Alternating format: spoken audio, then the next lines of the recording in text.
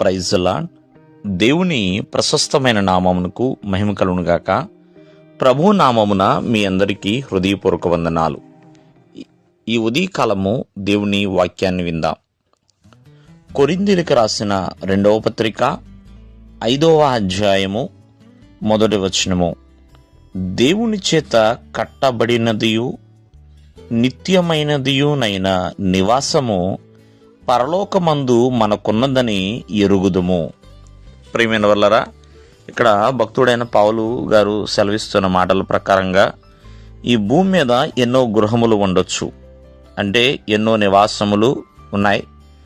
అవి శిథిలమైపోయిన దేవుని చేత కట్టబడిన నిత్యము నిలిచే నివాసము ఒకటి ఉన్నది అని ఇక్కడ భక్తుడైన పౌలు సెలవిస్తున్నాడు. నిత్యమైన నివాసము గురించి మనం తెలుసుకుందాం.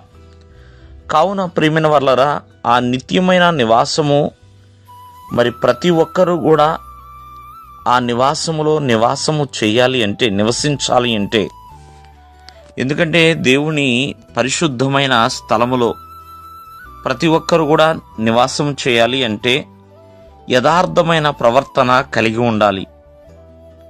అంతేకాదు ఎల్లప్పుడూ కూడా దేవుడిచ్చిన మార్గము, సత్యము, జీవములో కలిగి ఉండాలి.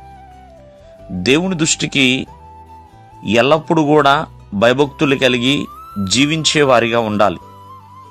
అలా ఉండేవారు ఆ యొక్క దేవుని గుడారములో, ఆ నిత్యమైన నివాసములో నివాసము చేయగలుగుతారు.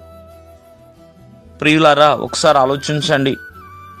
ఆ నిత్యమైన నివాసము ఎవరైతే తనని నమ్మి ఉన్నారో, యథార్థమైన జీవితాన్ని కలిగి ఉంటున్నారో, నీతిమంతులుగా వారు నడుచుకుంటున్నారో, హృదయపూర్వకంగా ప్రియమైన వాళ్ళరా ప్రభువుని అనుసరిస్తున్నారో, అటువంటి వారి కొరకే దేవుడు సిద్ధపరుస్తున్నాడు.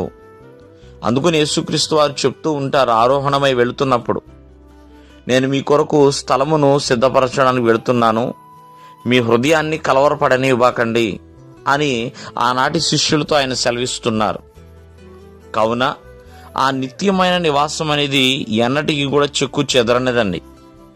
ఈ లోకములో ఎన్ని అంతస్తుల బిల్డింగులు ఉన్నా అవి ఒకానొక దినమున కూలిపోతూ ఉంటాయి, కదిలిపోతూ ఉంటాయి ప్రియమైన వర్లరా. కానీ దేవుని ద్వారా ఏర్పాటు చేయబడిన ఆ నిత్యమైన నివాసము ఎప్పుడు కూడా కదల్చబడదు. అది శాశ్వతమైనది.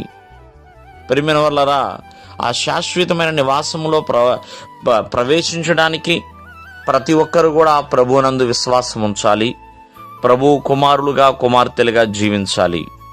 దేవుడు మిమ్మల్ని ఆశీర్వదించునుగాక. ఆమేన్.